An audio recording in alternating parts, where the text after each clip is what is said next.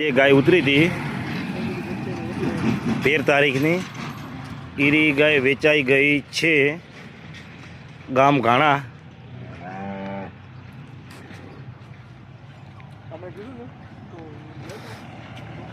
घाणा गाम वेचाई गई छे जे आजे उतरी थी गाय री 10 लीटर दूध हाजर में हतुं आ गाय ने।